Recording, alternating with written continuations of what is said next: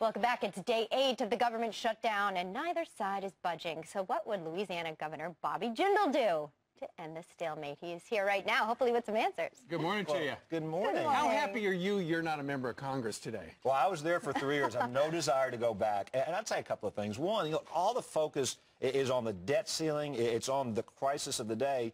We were in the same crisis 2 years ago. The real crisis is not the debt ceiling, it's the debt. It's the fact that, when the president was a senator, he complained we were near $9 trillion of debt. Unpatriotic. Now we're near $17 trillion of debt. And the reality is if they keep kicking the can down the road, nothing is going to get solved. Republican governors across the country, we're required to balance our budgets. We're doing it without raising taxes. We're cutting government spending. We're growing the private sector economy. We're not seeing real leadership out of the White House. Think about it. He was elected to confront the big challenges of the day. He's not doing that. And, Governor, you can't do it in September. I mean, you can't do it in September and say we're in a deadline, you have to go past something or not pass something, or Obamacare's here. You got to be working that in the spring. Do you think there's enough Republicans to work with the president to get something big done? Absolutely. If the president will show leadership.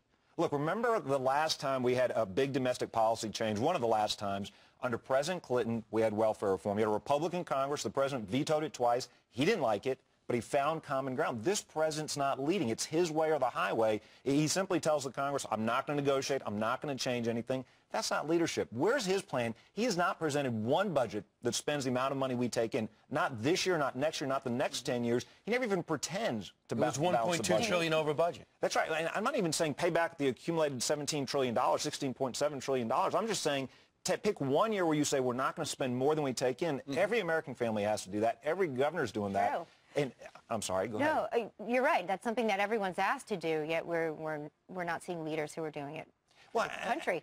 Do you think we're going to hit October 17th without resolution? Well, nobody wants to see the government unable to pay its bills or unable to pay its debt.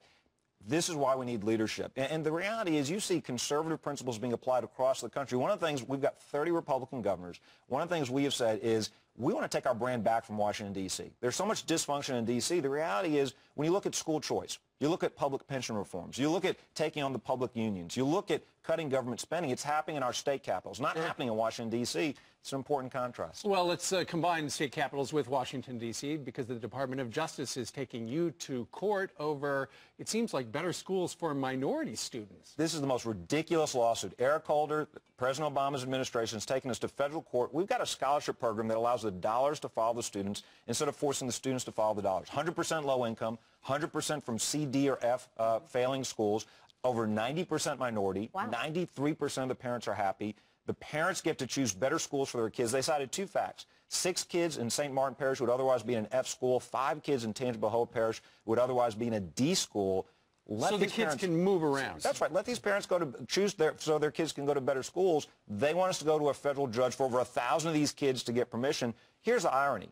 Eric Holder, President Obama, they wouldn't send their children to these failing schools. They shouldn't force Louisiana parents to send their kids to these failing schools. All right, so that's what you're fighting for, and it helps minorities, and Eric Holder's fighting against you. Now let's talk about what also your new initiative launched by your group, the Republican Governors Association. This is the American comeback story. We've got 30 great Republican governors, unemployment 1% lower than in states led by Democratic governors, eliminated $65 billion in debts. They're applying conservative principles. I think voters across the country want to see conservative outcomes. We're seeing it in state capitals. We've got a great story to tell. We're running online digital ads to tell people that Republican conservative principles work. All right, Governor, thank you very much for joining us live. Thank you for having us. All right, great to see you, Governor. Always great to see you guys. All right, 20 minutes now after the top of the hour.